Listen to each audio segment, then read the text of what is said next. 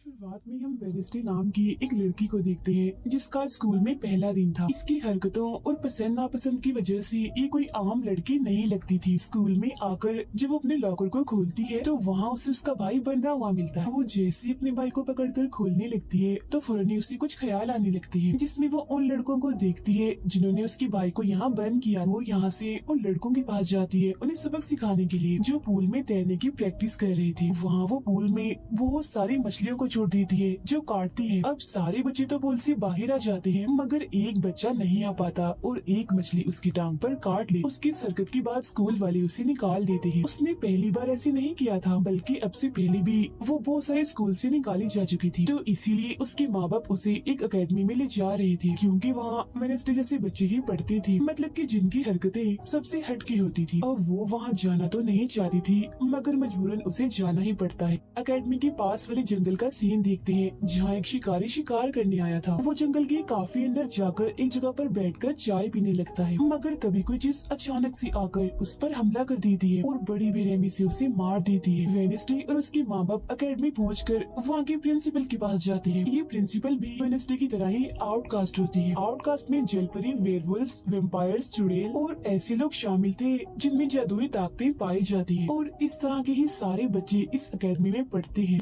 वेनेस्डे के साथ जिसने कमरे में रहना था, यानी उसकी रूम में, उसने कमरे को काफी रंगीन बनाया हुआ था। इसीलिए सब कुछ वेनेस्डे को पसंद नहीं आता, क्योंकि उसे तो बस काला रंग ही पसंद था। यहाँ का सारा माहौल देखकर वो मुंह बना लेती है। तब उसकी रूममेट उससे पूछती है, तुम ठीक हो ना, क्या हुआ तुम्हें? जिस पर उसके डैड जवाब देते हैं, मेरी बेटी बड़ी अजीब है, काफी बोर है और बस इसे तुम जिंदा लाश समझो। अपने डैड की ये बातें सुनकर वेनेस्डे उन्हें घूरने लगती है। अब उसकी रूममेट उसे पूरी एकेडमी घुमा रही थी कि तभी एक लड़का वहाँ आकर वेनेस्डे से उसकी फेसबुक आईडी मांगता है, जिस पर वो कहती है, मैं कोई भी सोशल मीडिया इस्तेमाल नहीं करती, क्योंकि सोशल मीडिया हड्डियों को सड़ा देने वाली सिर्फ एक बीमारी है और कुछ भी नहीं। जाने से पहले वेनेस्डे की मॉम उसे कहती है, अब तुम यहाँ से कभी भाग नहीं पाओ। जिस पर वो कहती है, देख लीजिएगा, मैं आपसे वादा करती हूँ कि जल्दी मैं यहाँ से भाग जाऊंगी। वहाँ से जाते वक्त उसके डैड वहाँ एक हाथ छोड़ देते हैं ताकि वो वेनेस्डे पर नजर रख सके। उधर जंगल में जब पुलिस छानबीन करने आती है तो उन्हें उस शिकारी की लाश के टुकड़े अलग अलग जगहों पर पड़े मिलते हैं। ऐसा हादसा वहाँ पहली बार नहीं हुआ था, बल्कि तीसरी बार ऐसा हुआ कि एकेडमी के इस जंगल में कोई मारा गया। अब वेनेस्डे अपने कमरे की सारी रंगीन चीजें हटा देती है और अपने रूममेट से कहती है, शोर मत करो, कमरे में शांति बनाओ, क्योंकि ये मेरे नॉवल लिखने का वक्त। मगर वो तो गाना लगाकर डांस करने लगती है, जिससे वेनेस्डे को गुस्सा आ गया था और वो उसे गाना बंद करने को कहती है। तो वो रूममेट अपने पंजे दिखाकर उसे डराने लगती है, क्योंकि वो थी एक वेयरवुल्फ, मतलब कि आधी इंसान और आधी वुल्फ। तभी इधर एक टीचर आती है जो काफी अच्छी थी और वो वेनेस्डे को वेलकम के तौर पर एक फूल गिफ्ट देती। अब अगले दिन जब वेनेस्डे कहीं जा रही थी तो उसके डैड का छुड़ा हुआ वो हाथ छुप छुप कर उसे देख रहा था और फिर तभी उसके ऊपर एक स्टैचू गिरने वाला था, मगर बिल्कुल ठीक वक्त पर एक लड़का जिसका नाम जेवियर है उसे बचा लेता। लेकिन इस हड़बड़ी में वो बेहोश हो गई थी और जब उसे होश आती है तो बजाय जेवियर का शुक्रिया अदा करने की वो उसे कहती है कि मुझसे ये उम्मीद मत रखना कि मैं तुम्हारी शुक्रगुजार रहूंगी, क्योंकि तुमने मुझे बचाकर गड़बड़ कर दी, मेरी इतनी अच्छी मौत को टाल दिया। तब जेवियर कहता है, मैं तुम्हें काफी पहले से जानता हूँ, जब हम 10 साल के थे तब हमारी मुलाकात हुई थी, हम दोनों खेल रहे थे तो मैं जाकर एक ताबूत में छुप गया, लोग मुझे जलाने ही वाले थे मगर तुमने मेरी जान बचा ली और आज मैंने तुम्हारी जान बचाकर हिसाब बराबर कर। वेनेस्डे जब अपने कमरे में आती है तो उसे अपने बेड पर कुछ महसूस होता है। वो जैसे बिस्तर हटाती है तो वहाँ उस हाथ को देखकर फौरन उसे पकड़ लेती है और पूछती है, तुम कौन हो और यहाँ क्या कर रही हो? जिस पर वो कहता है, मुझे तुम्हारे डैड ने तुम पर नजर रखने को कहा है, वही मुझे यहाँ पर छोड़ कर गए हैं। और वो उसे कहती है, मगर आज के बाद तुम मेरे लिए काम करोगी, वरना मैं तुम्हें हमेशा हमेशा के लिए दराज में बंद कर दूंगी। तो वो इस चीज के लिए मान जाता है कि ठीक है, मैं हर तरह से तुम्हारी मदद करूंगा।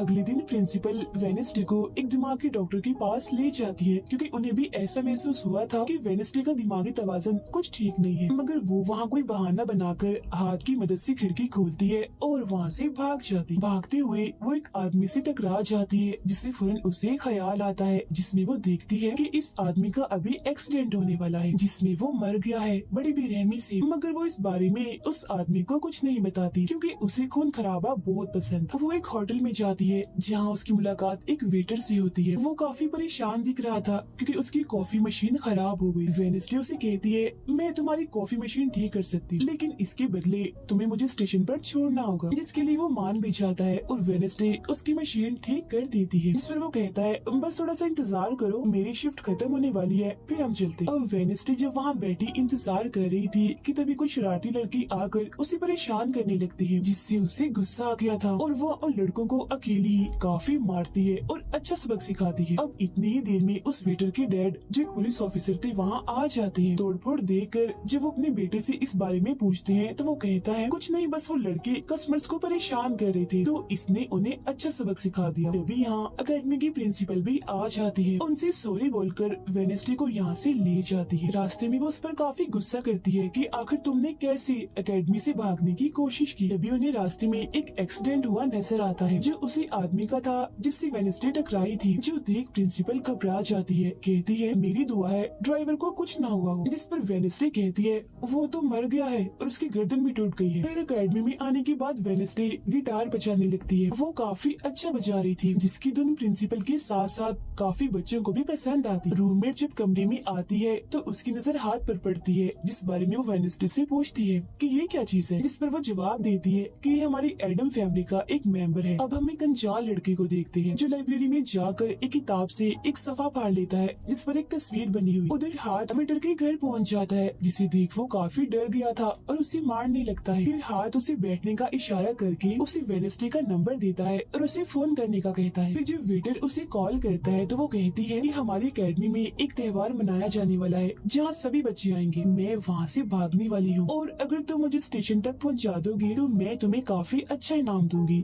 जिस पर वो वेटर मान भी जाता है। जब वो त्योहार में जाती है तो देखती है कि प्रिंसिपल की नजर मुझ पर ही है, इसीलिए वो एक आदमी को पैसे देकर प्रिंसिपल का ध्यान भटकाने का कहती है। अब वेटर वहाँ आकर वेडनेसडे के जाने से पहले उसे उसके डैड का एक पुलिस रिकॉर्ड तोहफे में देता है जो उसने अपने डैड की फाइल्स में से चुराया था, क्योंकि उसके डैड एक पुलिस ऑफिसर जो थे। अब उस रिकॉर्ड को लेकर जैसे वो यहाँ से जाने लगती है तो तभी वो उस लड़के से टकरा जाती है जिसने बुक में से तस्वीर को फाड़ा था। टकराते ही वेडनेसडे को उस लड़के की मौत के ख्याल आने लगते हैं कि वो थोड़ी देर में मरने वाला है, जो बहुत ही भयानक थी। वो लड़का अब जंगल की तरफ जाने लगता है तो वेडनेसडे भी उसके पीछे जाती है और कहती है, रुक जाओ, जंगल में मत जाओ, तुम्हारी जान को खतरा है, तुम मर जाओगे। मगर तभी वो उसे अपने जादू से उड़ाकर पेड़ पर लगा देता है और कहता है, खतरा मुझे नहीं तुम्हें है, बल्कि तुम खुद ही खतरा हो और मैं सब लोगों को तुमसे बचा रहा हूँ। उस दिन स्टैचू को मैंने ही तुम्हारे ऊपर गिराया था। जिसके बाद वो उसे एक तस्वीर दिखाता है और कहता है, इस तस्वीर में तुम ही हो जिसे मेरी मॉम ने 25 साल पहले बनाया था और ये उस वक्त की बात है जब वो इस अकेडमी में पढ़ती थी। मरने से पहले उन्होंने कहा था कि इस लड़की इन्हें तुम्हें मुझे रोकना होगा, नहीं तो तुम इस अकेडमी के साथ साथ पूरी दुनिया को ही तबाह कर दोगी। वो बस वेडनेसडे को मारने ही वाला था कि तभी एक बड़ा सा मॉन्स्टर आकर उस पर हमला कर देता है और बड़ी ही बेरहमी से उसे मार देता है। इसके बाद हम वेडनेसडे को उसके कमरे में देखते हैं क्योंकि उसने यहाँ से भागने के इरादे को खत्म कर दिया था, क्योंकि अब उसके दिमाग में बहुत सारे सवाल थे, जैसे कि मैं इस दुनिया के लिए खतरा कैसे हूँ, एक मॉन्स्टर ने आखिर मेरी जान क्यों बचाई, और साथ ही उसके डैड के खिलाफ पुलिस रिपोर्ट जिसमें उसके डैड के ऊपर एक कत्ल का इल्जाम था।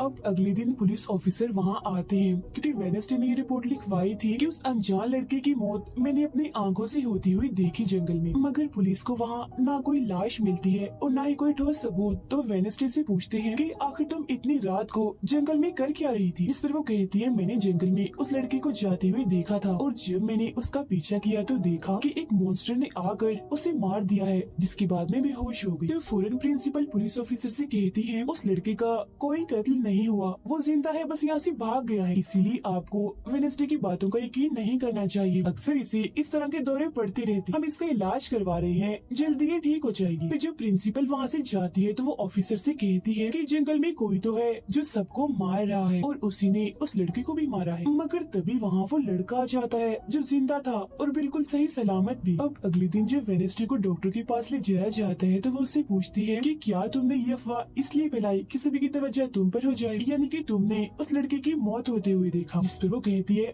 मैं जानती हूँ मैंने क्या देखा है, ओके मुझे तुम्हें बताने की कोई जरूरत नहीं है। अगले दिन उसे पता चलता है कि उसी लड़के को बगैर किसी वजह से एकेडमी से निकाला जा रहा है, इसीलिए वो अपने साथी उस साथ को उस लड़के के पीछे लगा देती है। अब प्रिंसिपल के कहने पर वेडनेसडे एक एक्टिविटी में हिस्सा लेती है, जिस मकसद के लिए वो क्लब ज्वाइन करती है, जहाँ उसके साथ सिर्फ एक ही लड़का था जिसके साथ उसकी दोस्ती हो जाती है। फिर जब हाथ उस लड़के के पीछे जाता है तो देखता है कि वो अपना रूप बदल रहा है, जहाँ पहले वो एक बुरा इंसान और फिर एकेडमी के प्रिंसिपल का रूप ले लेता है। जिसके बाद हाथ आकर ये सारी बात वेडनेसडे को बता देता है। अब जब क्लास शुरू होने वाली थी तो जेवियर उससे कहता है कि मेरी साथ वाली सीट खाली है तो तुम यहाँ बैठ जाओ, तो वो उसके साथ आकर बैठ जाती है। जेवियर यहाँ मकड़ी की तस्वीर बना रहा था और फिर अपने जादू से वो उसे जिंदा भी कर देता है, मगर एक ही झटके में वेडनेसडे उसे मार देती है और उसकी राख उड़ा देती है। अब एक लड़की जो काफी बदतमीज थी और विलन भी थी, उसकी और वेडनेसडे के बीच काफी बहस हो जाती है, क्योंकि दोनों ही एक दूसरे से काफी चिढ़ती थी, एक दूसरे को जरा भी पसंद नहीं करती थी। फिर इसके बाद वेडनेसडे अपनी जगह अपनी रूममेट को उस क्लब में भेज देती है जहाँ वो एक्टिविटी की प्रैक्टिस कर रही थी, और खुद वो अकेली ही चली जाती है एकेडमी की उस जंगल में मॉन्स्टर को ढूंढने के लिए। वेडनेसडे को वहाँ उस अनजान लड़की का टूटा हुआ चश्मा भी मिलता है, वही अनजान लड़का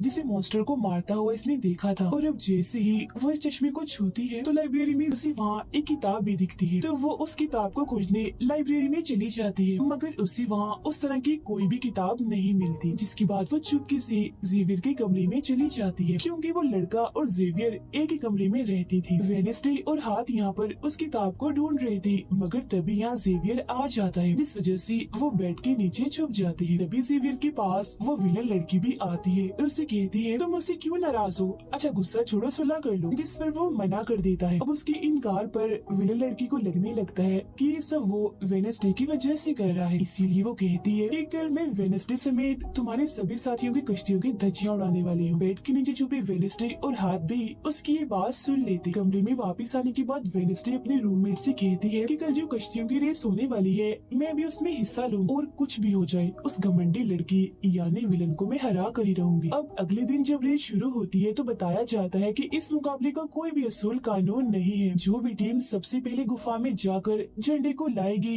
वही टीम जीत जाएगी। जिसके फौरन बाद गेम शुरू हो जाती है और विलन भी अपनी चालें चलना शुरू कर देती। वो अपने एक जलपरी साथी की मदद से एक टीम की कश्ती को तुड़वा देती है, जिससे वो पूरी टीम पानी में गिर जाती है। मगर फिर जब वो जलपरी वेडनेसडे की कश्ती की तरफ आ रही थी तो हाथ उससे पहले ही जाल फेंककर उसे जाल में फंसा लेता है। अब किनारे तक सिर्फ 3 ही टीम्स पहुंच पाती हैं, और जब सारे लोग झंडा लेने अंदर जाते हैं तो रूममेट अपने पंजों से जोकर टीम की कश्ती में छेद कर देती है। फिर सभी के साथ वेडनेसडे जब झंडा लेकर आ रही थी तो उसे ख्याल आता, जिसमें वो अपनी जैसी एक लड़की को देखती है जिसके हाथ में किताब थी। होश में आने पर झंडा लेकर वो वापस से कश्ती में चली जाती है। जोकर्स की कश्ती तो छेद होने की वजह से वहीं पर ही डूब जाती है, जबकि जलपरी दोबारा से वेडनेसडे की कश्ती पर हमला करने लगती है, मगर हाथ पानी में जाकर जलपरी को जोर से मुक्का मार। अब वेडनेसडे अपनी कश्ती से बहुत सारे तीर निकाल कर विलन की कश्ती में छेद कर देती है, जिससे उसकी कश्ती डूब जाती है और वेडनेसडे की टीम इस रेस को जीत जाती है। अब ये 4 साल में पहली बार हुआ था जब उस विलन को किसी ने हराया था, इसलिए आज वो गुस्से में आग बगोला हुई।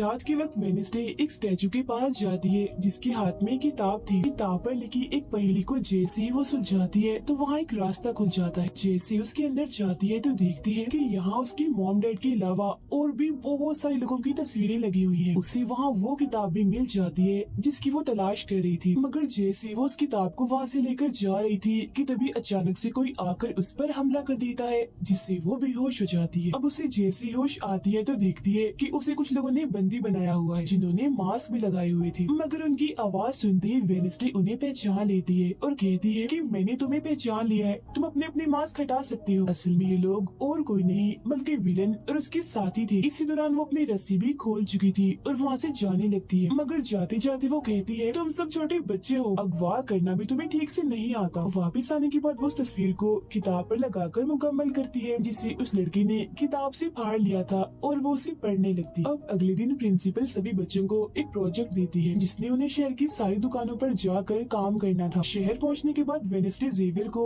वो किताब दिखाकर पूछती है कि क्या तुम इस किताब को पहचानते हो, जिस पर वो कहता है हाँ, इस किताब को लेकर मेरे और उस लड़के के बीच में लड़ाई भी हुई थी जिसके बारे में तुमने कहा था कि मॉन्स्टर ने उस पर हमला कर दिया था। ये किताब एक जादूगर की है और 30 सालों से भी ज्यादा पुरानी है, तो तुम इसके साथ क्या कर रही हो। ये सुन वो उससे पूछती है तुम उस जादूगर के बारे में और क्या जानते हो। वो कहता है कुछ खास नहीं, अगर तुम उस जादूगर के बारे में जानना चाहती हो तो तुम्हें उसके घर जाना होगा जो काफी पुराना एक खास घर है। अकेडमी के सारे बच्चे भी अलग अलग दुकानों में जाकर काम करने लगते हैं। वेडनेसडे एक वेट्रेस बनी थी मगर उसका नखरा गुस्सा देखकर कोई भी उससे खाने की चीज नहीं लेता। वेडनेसडे का दोस्त पेस्ट्री खा रहा था कि तभी शरारती बच्चे आकर उसे परेशान करने लगते हैं और बस फिर होना क्या था, वेडनेसडे वहाँ आती है और उन्हें खूब मारती है। इसके बाद वो अपने उस दोस्त को लेकर जादूगर के घर जाती है ताकि वो सारी सच्चाई जान सके कि आखिर बात क्या है और उस किताब के बारे में भी। उसी वहाँ जादूगर की बहुत सारी चीजें और एक पेंटिंग भी दिखाई देती है। पेंटिंग में वो उसी लड़की को किताब पकड़ी हुई देखती है जो उसे गुफा के पास भी दिखी थी। उसके ख्याल में जब उनकी रेस में वेडनेसडे झंडा लेने गई, फिर उसे वहाँ इस पेंटिंग वाली लड़की की किताब भी मिल जाती है मगर वो खाली थी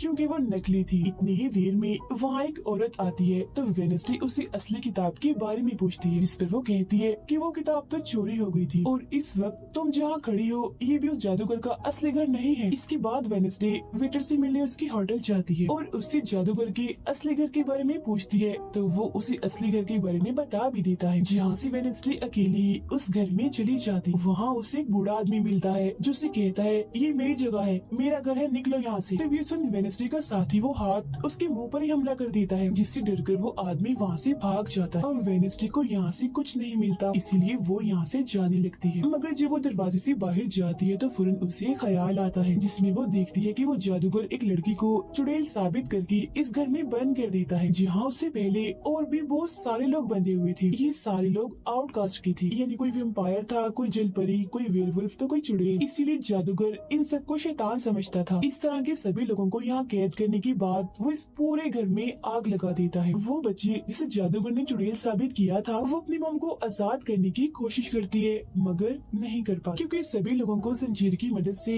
जमीन के साथ बांधा हुआ था। सिर्फ वो बच्ची ही आजाद थी, इसीलिए अपनी माँ के कहने पर उसे बेसमेंट के जरिए वहाँ से भागना पड़ता है। जिसके बाद वो जादूगर जो बेहद ही जालिम था सभी आउटकास्ट के लोगों को जला देता है। तभी वो लड़की वेडनेसडे के पास आती है और कहती है वो बहुत ही जालिम है, हम सबको मार देगा। तब इतनी ही देर में वो जादूगर भी वहाँ आ जाता है जिससे वेडनेसडे डर जाती है और वापिस से होश में मतलब कि मौजूदा वक्त में आ जाती है। होश में आते वो हाथ से कहती है मैंने उस लड़की को देख लिया, उसने मुझसे बात भी की, मुझे लगता है वो मेरे खानदान की कोई मेंबर है। तभी यहाँ जंगल वाला मॉन्स्टर आकर इस घर पर हमला कर देता है मगर जब उसकी नजर वेडनेसडे पर जाती है तो वो यहाँ से भाग जाता है।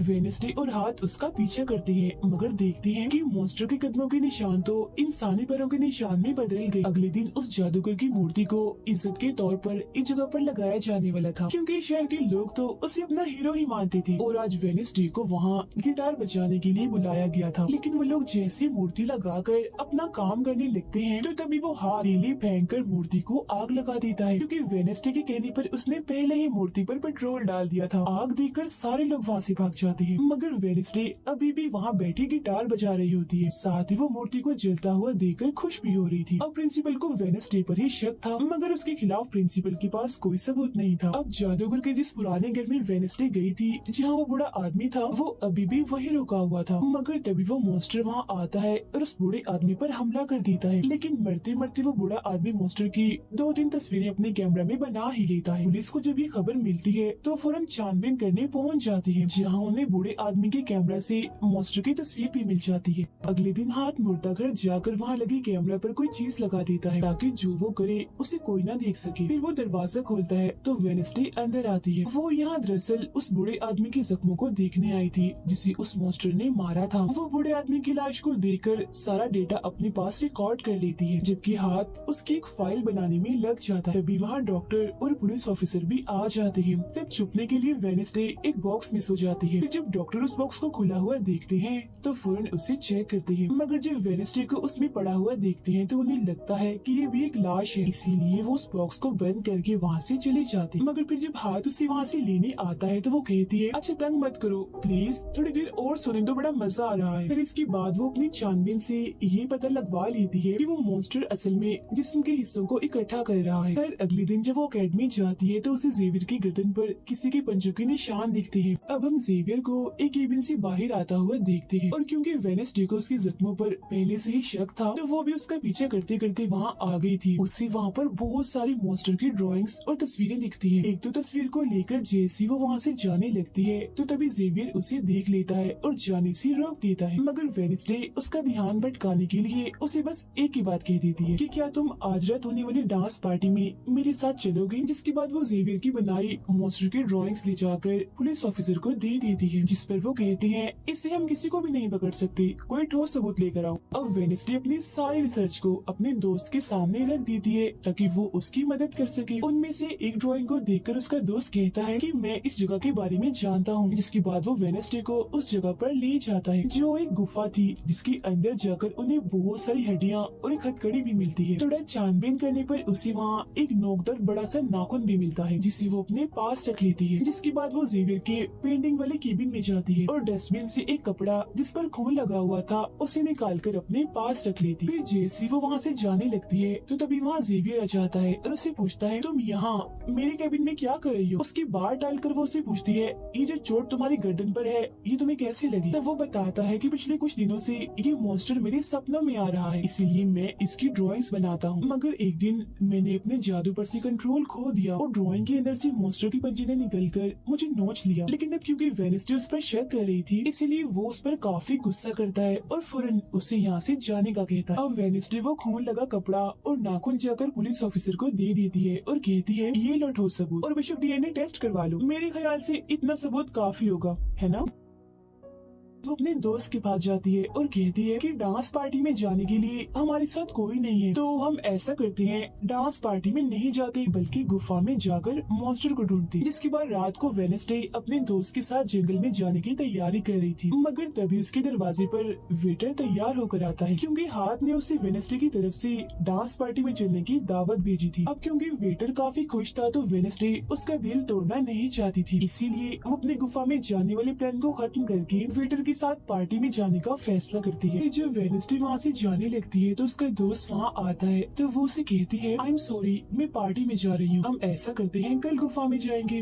लेकिन उसका दोस्त बगैर बताए अकेला ही उस गुफा में चला जाता है। उधर पार्टी में सारे लोग आकर काफी एंजॉय कर रहे थे। सब लोग अपने अपने साथी को लेकर पार्टी में आए हुए थे, जहाँ जेवियर अपने साथ उस विलन लड़की को लाया था। लेकिन जब वेडनेसडे वेटर के साथ वहाँ आती है तो उन दोनों को साथ देकर जेवियर जलने लगता है। जब सब लोग डांस कर रहे थे तो वेडनेसडे की डांस करने की स्टाइल से सारे लोग काफी हैरान रह जाते हैं क्योंकि वो काफी अजीब तरह से ही डांस कर रही थी। उधर जंगल में वेडनेसडे का दोस्त भी पहुँच गया था और छुपकर मॉन्स्टर की आने का इंतजार कर रहा था, मगर तभी वहाँ कोई आता है और उस गुफा में धमाका करके भाग जाता है। जेवियर लगातार उन दोनों को देखकर जल रहा था, इसीलिए वो विलन लड़की से कहता है कि तुम अपना लॉकेट उतारो और अपने जेल परी से मेरे लिए मदद मांगो ताकि मैं वेडनेसडे को भूल जाऊं। जब सुन विलन लड़की भड़क जाती है और उसे कहती है कि तुम तो पहले ये कहते फिर रहे थे कि मैंने अपने जेल परी से तुम्हें अपने काबू में किया है और अब तुम्हें किसी को बुलाने के लिए मेरी ही मदद चाहिए। तभी बाहर शरारती लड़कों का ग्रुप टैंकर लेकर आता है और डांसिंग क्लब के पंप में वो बड़ा सा पाइप लगा देते हैं और फिर तभी अचानक उस पार्टी में खून की बारिश होने लगती है क्योंकि जो टैंकर वो शरारती लड़के लाए थे जिसका पाइप उन्होंने लगाया था उसमें दरअसल खून था। ये देख सारे लोग घबरा जाते हैं और पार्टी से भागने लगते हैं, मगर वेडनेसडे वहीं खड़ी रहती है क्योंकि उसे तो अब और मजा आ रहा था क्योंकि वो बारिश खून की नहीं बल्कि कलर की थी जिसमें वो काफी इंजॉय कर रही थी। तभी वेडनेसडे को ख्याल आता है जिसमें वो देखती है कि उसका दोस्त अकेला ही जंगल में चला गया है जहाँ वो मुसीबत में है, उसकी जान खतरे में है, इसीलिए वो जंगल की तरफ उसे बचाने के लिए भाग जाती है। उसके दोस्त के पीछे दरअसल वो मॉन्स्टर पड़ गया था जिससे बचकर वो भाग रहा था। वो मॉन्स्टर एक बार उस पर हमला करता ही है कि तभी वेडनेसडे उसे ढूंढते हुए वहाँ आ जाती है। तब मॉन्स्टर उसे देखकर वहाँ से भाग जाता है। वो अपने दोस्त को बेहोश पड़ा हुआ देखकर काफी घबरा जाती है। इतनी ही देर में उसकी टीचर भी उसका पीछा करते करते वहाँ आ गई थी, जिसके बाद उसके दोस्त को हॉस्पिटल ले जाया जाता है और वेडनेसडे खुद वापस अपने एकेडमी में आ जाती है जहाँ वो अपने डैड पर लगे इल्जाम को सुलझाने की कोशिश कर रही थी कि आखिर सच क्या। अकेडमी में सारे माँ बाप अपने बच्चों से मिलने आते हैं क्योंकि आज मीटिंग थी। प्रिंसिपल सबको बताती है कि वेडनेसडे की दोस्त की हालत में सुधार हो रहा है, कुछ दिन के बाद ठीक होकर वो वापिस आ जाएगा। मगर दूर खड़ी वेडनेसडे अपने रूममेट को बताती है कि ये झूठ है, वो तो कोमा में है बेचारा। तभी यहाँ दोनों के माँ बाप आ जाते हैं और ये उनसे मिलने चली जाती है। वेडनेसडे अपने मॉम डैड को बताती है कि जब से आपने मुझे यहाँ छोड़ा है मेरे ऊपर बहुत सारे हमले हुए हैं। अब इन सभी को अपनी अपनी फैमिली से मिलता हुआ दूर खड़ी जेवियर और विलन लड़की देख रहे हैं क्योंकि उनकी मॉम डैड आज भी नहीं आए। अब विलन लड़की सुधर गई होती है, साथ ही उसकी जेवियर के साथ दोस्ती भी हो गई थी, तो अब से हम उसे जेवियर की दोस्त कहें। तब इतने ही देर में उसकी मॉम भी इधर आ जाती है, जिसे देखकर वो काफी हैरान थी। वेडनेसडे के माँ बाप प्रिंसिपल से मिलते हैं तो वो कहती है कि वेडनेसडे काफी अजीब तरह से सबसे पेश आती है, इसे डॉक्टर के पास ले जाएं इलाज करवाने के लिए। अब इससे पहले वहाँ उसकी माँ बाप कुछ कहती, फौरन वो बोल पड़ती है कि रुकिए जरा डैड, मैं आपसे कुछ पूछना चाहती हूँ। ये देखिए एक लड़का जिसका नाम गैरेट है, इसके कत्ल का इल्जाम आपके सर पर क्यों है और ये कौन था? तो वेडनेसडे की मॉम उसे कुछ भी बताने से इनकार कर देती है, तो वो अपनी मॉम को ये कहकर यहाँ से चली जाती है कि मत बताइए, बाकी सबूत मैं खुद ढूंढ लूँ। वो सीधा जाती है हॉस्पिटल अपने दोस्त से मिलने, जहाँ उसका ख्याल वेडनेसडे का साथी हाथ रख रहा था। अब पता चलता है कि डॉक्टर ने अपनी जान ले ली है और ये डॉक्टर वही था जिसकी मुर्दा खाने से वेडनेसडे बूढ़े आदमी की लाश को देखने आई। मरने से पहले डॉक्टर ने एक खत भी छोड़ा था जिसमें लिखा हुआ था कि मैं गैरेट के केस पर शर्मिंदा हूँ क्योंकि मैंने उसकी झूठी रिपोर्ट बनाई थी। अब जब सारे लोग खाना खा रहे थे तो तभी वहाँ पुलिस ऑफिसर आकर वेडनेसडे के डैड को पकड़ लेता है और कहता है कि गैरेट की मौत के इल्जाम में तुम्हें गिरफ्तार किया जा रहा है। जेल में वेडनेसडे अपने डैड से मिलने जाती है, पूछती है कि बताएं गैरेट से आपका क्या वास्ता। तो वो बताते हैं कि गैरेट तुम्हारी मॉम से बहुत प्यार करता था, फिर एक दिन जब तुम्हारी मॉम और मैं साथ थे तो गैरेट ने आकर मुझ पर हमला कर दिया। मैंने अपना काफी बचाव किया, जिस दौरान गलती से उसकी मौत हो गई। ये सुन वेडनेसडे को उनकी बात थोड़ी झूठी लगती है। फिर वो पुलिस ऑफिसर के पास जाती है, कहती है मेरे डैड ने गैरेट को नहीं मारा और ये उनके खिलाफ साजिश की जा रही है। जिस पर वो कहता है दुनिया तुम्हारे हिसाब से नहीं चलती, हमारे पास सबूत आ गए हैं तुम्हारे डैड के खिलाफ। वो कहती है मैं नहीं मानती और मेरा ख्याल है कि जिसने मेरे दोस्त को मारने की कोशिश की उसने ही गैरेट को मारा होगा। पार्क में रूममेट अपनी मॉम के साथ बैठी थी, जहाँ उसकी मॉम चाहती है कि वो पूरी तरह एक वेयरवुल्फ बन जाए और वो उसे एक डॉक्टर के पास जाने का कहती है, मगर रूममेट ऐसा नहीं चाहती, इसलिए वो यहाँ से चली जाती है। अब वेडनेसडे अपनी मॉम के पास जाती है ताकि वो सारी सच्चाई जान सके। उसकी मॉम खुफिया लाइब्रेरी में थी। वो अपनी मॉम से कहती है कि आपने मुझे इस अकेडमी में इसलिए भेजा ना ताकि मैं हमेशा आपकी परछाई बन के रहूं। जिस पर उसकी मॉम कहती है कि ये सिर्फ अकेडमी ही नहीं बल्कि पहले यहाँ एक ग्रुप हुआ करता था जिसकी बुनियाद तुम्हारे डैड की फैमिली की एक औरत ने रखी थी जिसका नाम गुडी था। वो कहती है मैं ये जानना चाहती हूँ कि डैड ने तो गैरेट को नहीं मारा तो फिर किसने मारा है। तब उसकी मॉम सच्चाई बताती है कि जब मैं वहाँ गई तो मैंने देखा कि तुम्हारे डैड और गैरेट आपस में लड़ रहे थे। मैंने उन्हें रोकने की कोशिश की मगर गैरेट तुम्हारे डैड को काफी बुरी तरह से मार रहा था। मैंने फौरन तलवार उठा ली और फिर जैसे गैरेट मेरे पास आने लगा तो तलवार उसके आर पार हो गई और वो मारा गया, मगर तुम्हारे डैड ने मेरी जान बचाने के लिए तलवार मुझसे ले ली ताकि सारा इल्जाम उन पर आ जाए। वेडनेसडे कहती है मगर मुझे पता चला था कि जब गैरेट मरा तो उसके मुंह से झाग निकल रही थी। ऐसा तो सिर्फ तब होता है जब किसी ने जहर लिया। अब सच पता करने का सिर्फ एक ही रास्ता है, गैरेट की कब्र को खोदना। जिसके बाद वो अपनी मॉम के साथ मिलकर गैरेट की कब्र को खोद देती है और वहाँ से उसकी एक उंगली ले लेती है, मगर तभी इधर पुलिस आकर उन दोनों माँ बेटी को गिरफ्तार कर लेती है। जेल में वेडनेसडे गैरेट की उंगली अपने मॉम डैड को दिखाती है, कहती है कि उसकी मौत जहर से हुई थी, मगर जैसे उसके हाथ इस उंगली पर लगते हैं उसे फौरन एक ख्याल आता है जिसमें वो देखती है कि गैरेट के डैड ने उसे जहर दिया था ताकि वो इस पूरे अकेडमी के लोगों को मार डाले। मगर जब उसकी लड़ाई वेडनेसडे के डैड से हुई तो जहर की बोतल टूट गई जिससे सारा जहर गैरेट के अंदर चला गया, जिसका मतलब साफ था कि उसने वेडनेसडे के डैड को ही नहीं बल्कि पूरी अकेडमी को ही खत्म करने आया था। जेल से रिहा होने के बाद वेडनेसडे और उसकी मॉम मेयर के पास जाती है, कहती है आपने गैरेट की मौत के सच को छुपाया, उसकी मौत जहर से हुई थी न कि तलवार से, और ये बात साबित भी हो गई है। जो सुन मेयर सब कुछ सच बता देता है, जिसके बाद वेडनेसडे के डैड को भी रिहा कर दिया जाता है। अब वेडनेसडे अपनी मॉम को बताती है कि मुझे बहुत ख्याल आते हैं, जिस पर उसकी मॉम कहती है कि ये खासियत हमारे खानदान में है, ख्याल सबको आते हैं, अगर ख्याल हमारे कंट्रोल में ना रहे तो ये हमें पागल बना सकते हैं, इसीलिए हमारे खानदान के पुराने लोग आकर हमें आसान रास्ता बताते हैं और ट्रेनिंग देते हैं। तो वेडनेसडे फौरन बोलती है जैसे गुडी एडम्स जिसके बारे में आपने बताया था कि वो मेरे डैड के खानदान की है, जिस पर उसकी मॉम कहती है कि मुझे नहीं नहीं पता। बहरहाल तुम होशियार रहना, क्योंकि गुडी एडम्स बदला चाहती थी, जिसके चक्कर में वो खुद भी नहीं बच पाई। खैर सबके माँ बाप अपने अपने बच्चों से मिलकर जा रहे थे। रूममेट अपनी मॉम को कहती है, आप फिक्र मत करना, जब मुझे वेयरवुल्फ बनना होगा मैं बन जाऊँ। जाने से पहले वेडनेसडे की मॉम उसे वही किताब देती है जो अक्सर प्रिंसिपल के पास हुआ करती थी। वो किताब लेकर वेडनेसडे प्रिंसिपल के पास जाती है, कहती है कि उस अनजान लड़की को आपने मारा था, मैंने देखा था, जिसके बारे में मैंने कहा था कि उसे मॉन्स्टर ने मारा है, क्योंकि वो आप ही हो जो खुद को बदल बदल कर लोगों को मार रही हो। मैं ये बात अब पुलिस को बता दूंगी। जिस पर प्रिंसिपल कहती है, नहीं उसे मैंने नहीं मारा, बल्कि वो तो अपनी ताकतों पर से कंट्रोल खो बैठा था और उस दिन उसने तुम्हें मारने की भी कोशिश की थी। इनकी बातों के दौरान इन्हें बाहर से शोर सुनाई देता है। ये चेक करने जब वहाँ जाती है तो पता चलता है कि बाहर ग्राउंड में आग से कुछ लिखा हुआ। अब वेडनेसडे अपने चारों तरफ मोमबत्तियां जला के बैठी थी, क्योंकि वो गुडी को बुलाने की कोशिश कर रही, मगर तभी इधर उसकी रूममेट आ जाती है। साथ ही उसे एक खत भी मिलता है जिसमें कोई उसे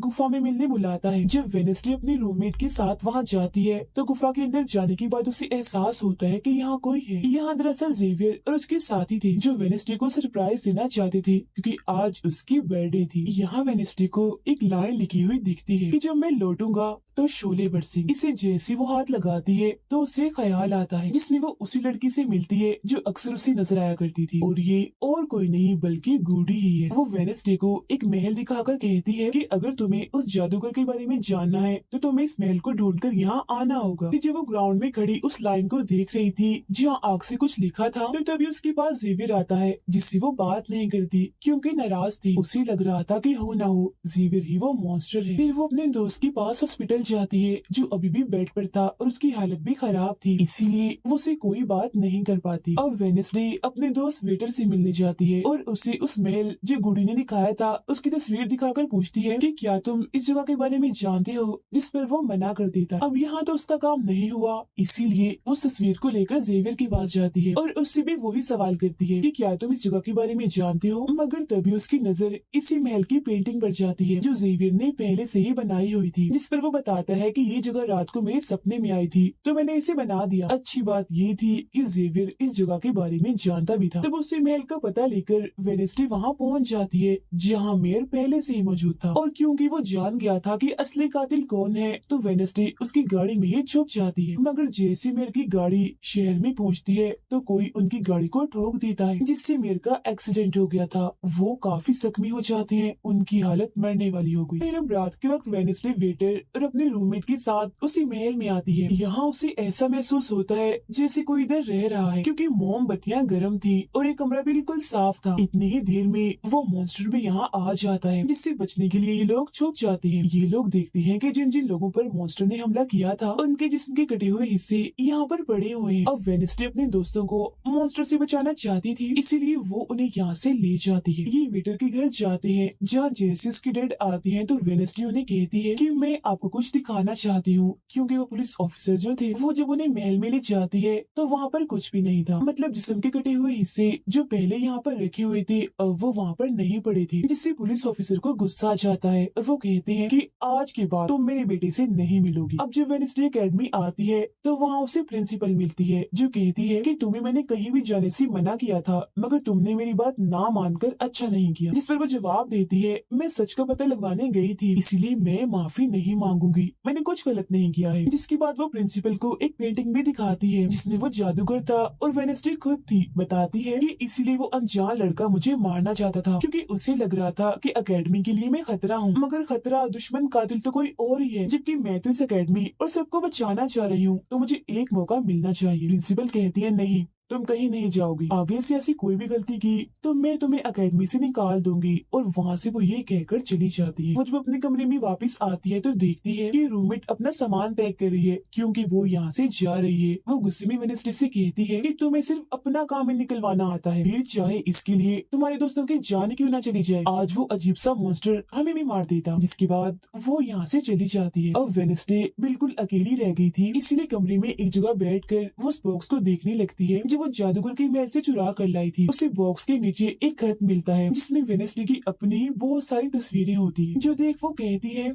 मेरी एडम्स फैमिली, जादूगर, मॉन्स्टर और मैं शायद किसी न किसी तरीके से जुड़े हुए हैं। और जब ये बात मेयर को पता चली तो किसी ने उनका मुंह बंद कर दिया, मगर मैं चुप नहीं बैठूंगी और तुम जो कोई भी हो मैं तुम्हें ढूंढ लूंगी, देखना। अब मेयर की मौत हो गई थी और जब उन्हें दफनाया जा रहा था तो वेडनेसडे वहाँ आती है और सोचने लगती है कि कातिल यहाँ आए लोगों में से कोई है, मगर तभी उसे जंगल में कोई दिखता है। वो पीछे करती है तो पता चलता है कि और कोई नहीं बल्कि उसका अंकल है। अंकल बताते हैं कि मेरे ऊपर चोरी का इल्जाम है तो कुछ वक्त के लिए मुझे छुप के रहना होगा। तब वेडनेसडे उन्हें एक केबिन में छुपा देती है और मॉन्स्टर की तस्वीर दिखाकर पूछती है कि आप इसके बारे में कुछ जानते हैं, जिस पर वो कहते हैं मैं ज्यादा कुछ तो नहीं जानता, अगर तुम्हें इसके बारे में जानना है तो तुम्हें खुफिया लाइब्रेरी में जाना होगा। वहाँ एक तिजोरी में डायरी है जिसमें इस मॉन्स्टर के बारे में सब लिखा है। आधी रात को वेडनेसडे उस लाइब्रेरी में जाती है जहाँ जेवियर पहले से ही मौजूद था। तब ये उसे कहती है, जहाँ जहाँ मॉन्स्टर से हमला हुआ है वहाँ तुम पाए गए हो, तो हो ना हो मॉन्स्टर तुम ही हो। मगर वो उसकी बात को अनसुनी करके यहाँ से चला जाता है। तभी इधर उसके अंकल आते हैं। ये मिलकर डायरी को ढूंढ लेते हैं जिसमें इस मॉन्स्टर के बारे में सब कुछ लिखा था कि ये मॉन्स्टर किसी के कंट्रोल में भी आ सकता है और फिर बस ये अपने मालिक के कहने पर ही काम करता है। रात के वक्त वो अपने साथी हाथ को कहती है कि मैं वेटर से मिलने जा रही हूँ,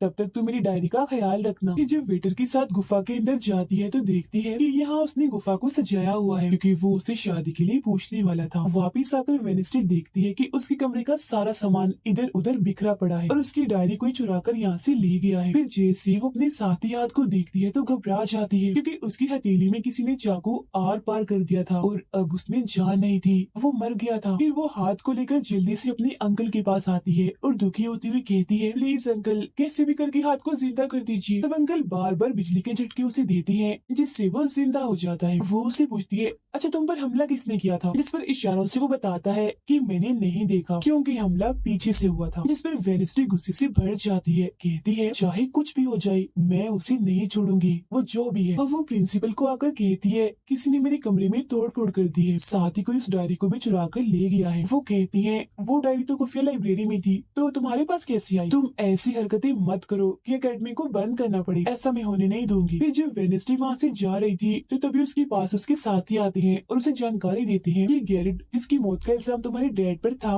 उसकी मॉम को किसी ने डबोकर मारा था और मरने से पहले उनकी सारी प्रॉपर्टी एक डॉक्टर ने हथिया ली थी। डॉक्टर नाम सुनकर वेडनेसडे को दिमागी डॉक्टर पर शक होता है, इसीलिए वो सीधा उनके पास जाती है। कहती है कि मैं जानती हूँ आपके अंदर गैरेट की मॉम की आत्मा है जो सबसे अपनी मौत का बदला लेना चाहती है, अब बस कर दो, तुम्हारा खेल खत्म हुआ। जिसके बाद वो यहाँ से चली जाती है। ये सारी बातें सुन डॉक्टर को जरा भी समझ नहीं आती कि क्या बोल रही थी, इसीलिए वो फौरन प्रिंसिपल को कॉल करती है। कहती है वेडनेसडे आई थी, उसका बर्ताव काफी अजीब था, उल्टी उल्टी बातें कर रही थी वो। अब तभी यहाँ मॉन्स्टर आ जाता है जो डॉक्टर पर हमला करके उन्हें मार देता है। अब डॉक्टर तो मर गई थी, इसीलिए वेडनेसडे की शक की सुई अब जेवियर पर आ जाती है, इसीलिए वो उससे मिलने उसके कैबिन में जाती है। यहाँ उसे मरे हुए लोगों का सामान भी मिलता है जिससे उसका शक और पक्का हो जाता है। अब तभी इधर पुलिस भी आकर जेवियर को पकड़ लेती है क्योंकि पुलिस को यहाँ पर वेडनेसडे ने ही बुलाया था। अब जब वेडनेसडे कमरे में आती है तो उसकी रूममेट वापस आ गई थी। कहती है तुम्हारा और मेरा कोई ताल्लुक है, मैं तुम्हारे साथ रहना चाहती हूँ, मैंने तुम्हें और हाथ को बहुत याद किया। फिर इसके बाद वेडनेसडे वेटर के पास जाती है जहाँ उसे फिर से कुछ ख्याल आने लगते हैं जिनमें वो देखती है कि मॉन्स्टर और कोई नहीं बल्कि वेटर ही है जिसे वो पसंद करती है। मगर फिलहाल वो उसे कुछ नहीं कहती, उसे एक जगह पर लाती है और फिर कहती है कि जेवियर को तो फंसाया जा रहा है जबकि असली मॉन्स्टर तो तुम ही हो, मगर वो इसके लिए बार बार मना करता है। तभी यहाँ वेडनेसडे के सारे दोस्त भी आ जाते हैं और वेटर को पकड़कर कुर्सी से बांध देते हैं। अब वेडनेसडे उस पर जुल्म करना चाहती है मगर उसके दोस्त ऐसा करना नहीं चाहते,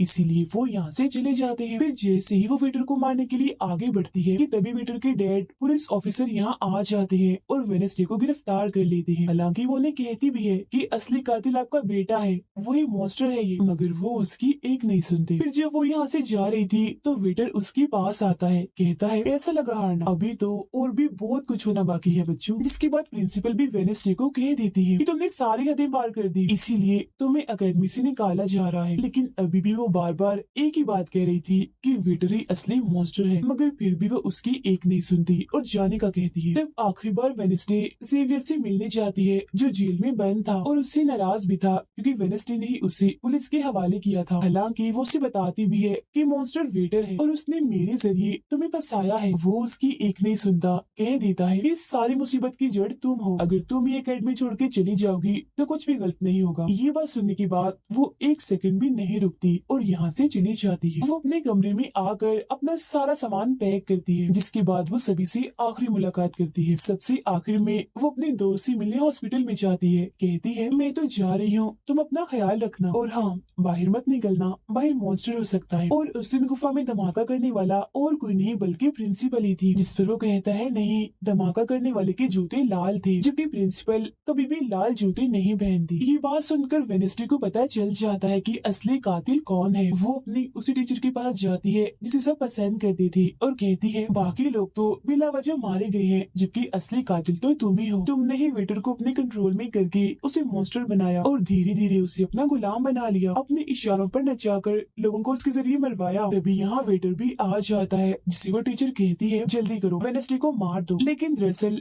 ये वेटर नहीं थी बल्कि प्रिंसिपल थी, जो रूप बदल कर यहाँ पर आई थी। और अब टीचर प्रिंसिपल के गले में जहर का इंजेक्शन घुसा देती है, जिससे प्रिंसिपल बेचारी मारी जाती है। फिर वो वेनेस्डे को भी बांध कर जादूगर की गुफा में ले आती है। गुफा में आकर वेनेस्डे को पता चल जाता है कि जिन मरे हुए लोगों के जिस्म के हिस्सों को इकट्ठा किया गया था वो दरअसल जादूगर को दोबारा से जिंदा करने के लिए किए गए थे। तभी यहाँ टीचर जो असली विलेन थी वेनेस्डे को बताती है कि जब गूडी ने जादूगर को मारा था तो गूडी ने अपने खून से जादूगर की कब्र पर एक ताला लगा दिया था और अब जादूगर को जिंदा करने के लिए हमें गूडी की फैमिली मतलब एडम्स फैमिली के ही किसी इंसान का खून चाहिए, साथ ही पूरे चांद की रात भी हो। और अब हमें ये सुनहरी मौका मिल गया है जादूगर को जिंदा करने का, क्योंकि एडम्स फैमिली से तुम हो और आज पूरे चांद की रात भी है, हम तुम्हारा खून लेंगे। जिसके बाद टीचर वेनेस्डे के हाथ पर कट लगा देती है, जिससे उसका खून निकलने लगता है। फिर वो उसके खून से जादूगर की कब्र का ताला खोल देती है और फिर अगले ही पल जादूगर भी जिंदा होकर अपनी कब्र से बाहर आ जाता है। बाहर आते ही वो वेनेस्डे को चाकू मार देता है, जिससे वो जख्मी हो जाती है। इसके बाद वो अकेडमी को खत्म करने के लिए चला जाता है। अब तभी यहाँ गूडी एडम्स आती है और वेनेस्डे को बिल्कुल ठीक कर देती है, मतलब कि उसके जख्म, और कहती है मैंने तुम्हें ठीक तो कर दिया है मगर अब की बाद मैं तुम्हें नजर नहीं आऊंगी। जंगल की रास्ते से जब वेनेस्डे जा रही थी तो तभी उसके सामने वेटर आ जाता है। उसे टीचर कंट्रोल कर रही थी, इसीलिए वो मॉन्स्टर बनकर उस पर हमला कर देता है। वो बस उसे मारने ही वाला था कि तभी यहाँ एक वेयरवुल्फ आ जाती है, जो और कोई नहीं बल्कि रूममेट थी, जो आज पहली बार वेयरवुल्फ बनी थी, वो भी सिर्फ वेनेस्डे को बचाने के लिए। यहाँ वेयरवुल्फ और मॉन्स्टर के बीच काफी खतरनाक लड़ाई होती है, जिसमें वेयरवुल्फ मॉन्स्टर पर भारी पड़ रही थी और उसे काफी मारती है, अच्छा मजा चखाती है। इसके बाद वेनेस्डे जादूगर से लड़ने उसे रोकने के लिए अकेडमी में आ जाती है, जहाँ वेनेस्डे को बचाने के लिए जेवियर पहुँच जाता है। अब जैसे जादूगर जेवियर को मारने वाला था तो तभी सामने वेनेस्डे आ गई थी और वो बेचारी खुद जख्मी हो जाती है, मगर फिर भी वो जेवियर को कहती है कि तुम यहाँ से जाओ और बाकी अकेडमी वालों को बाहर निकालो, क्योंकि ये हम जैसे आउटकास्ट के लोगों को नहीं छोड़ेगा। जिसके बाद वो फिर से खड़ी हो जाती है, उसके हाथ में तलवार भी थी, जिसकी मदद से वो जादूगर से लड़ती है, मगर जादूगर काफी ताकतवर था, इसलिए वो उसके सामने नहीं टिक पाती। वो बस उसे मारने ही वाला था कि तभी इधर जेवियर की दोस्त आकर जादूगर का ध्यान भटका देती है, जिस दौरान मौका देकर वेनेस्डे उठती है और तलवार के एक टुकड़े को जादूगर के दिल के आर पार कर देती है, क्योंकि ऐसा उसे गूडी एडम्स ने करने को कहा था। जहाँ जादूगर एक बार फिर से मर जाता है और उन्हें उसका जिस्म जलने लगता है और राख बनकर उठ जाता है। जादूगर के मरते ही यहाँ वो टीचर आ जाती है, जिसके हाथ में गन थी, जिसे वो वेनेस्डे पर तान देती है क्योंकि वो उसे मारना चाहती है। मगर तभी यहाँ वेनेस्डे का दोस्त भी आ गया था, जिसके पास बहुत सारी मधुमक्खियाँ थी। वो उन सभी मधुमक्खियों को टीचर पर छोड़ देता है, जिससे उसका भी काम तमाम हो जाता है। जब वेनेस्डे अपने मिशन में कामयाब होकर बाहर आती है जहाँ सारे लोग खड़े थे, तो वो वहाँ अपने रूममेट को भी देखती है, जो अब वेयरवुल्फ से अपने असली रूप में आ गई थी। यहाँ वो दोनों पहली बार गले मिलती हैं, मगर हैरत अब वेनेस्डे को कोई भी ख्याल नहीं आ रहा था। कुछ वक्त के बाद वेनेस्डे अपना नॉवल भी पूरा कर लेती है, मगर वो इसका एंड नहीं करती, यानी कि उसे खत्म नहीं करती और आगे बस एक सवालिया निशानी छोड़ देती है। वो जेवियर से मिलने जाती है, जहाँ वो उसे गिफ्ट देता है जिसमें मोबाइल था। वो इस गिफ्ट को ले तो लेती है मगर कुछ नहीं कहती और वहाँ से चली जाती है। फिर जब वो अपनी गाड़ी में थी तो उसके पास मैसेज आता है, जिसमें उसकी कुछ तस्वीरें थी और साथ ही ये मैसेज भी था कि मैंने तुम पर नजर रखी हुई है, जिससे वो सोच में पड़ जाती है कि टीचर तो मर गई है, मगर अब उसके बाद ये कौन है जो सब कर रहा है। इसी सोच में वो अपने घर के लिए निकल जाती है। जिसके बाद हम पुलिस की गाड़ी को देखते हैं, जिसमें वो वेटर को बांधकर कहीं ले जा रहे थे, क्योंकि उन्हें भी पता चल गया था कि यही असली मॉन्स्टर है, इसे बस कोई कंट्रोल करता है। मगर तभी अचानक से वेटर दोबारा मॉन्स्टर बन जाता है और सभी पुलिस वालों को मार देता है, जिसका मतलब ये था कि टीचर की तरह अभी भी कोई है जो इसे कंट्रोल कर रहा है और वो लोगों को मरवाता रहेगा इसके जरिए। और ये अनजान इंसान वही हो सकता है जिसने वेडनेसडे को मैसेज किया, यानी कि अभी भी कोई है जो अकेडमी को बंद करवाने में लगा है और मॉन्स्टर के जरिए खून खराबा कत्ल होना आम ही रहेगा। और इसी के साथ ही ये सीजन इधर ही खत्म हो जाता है।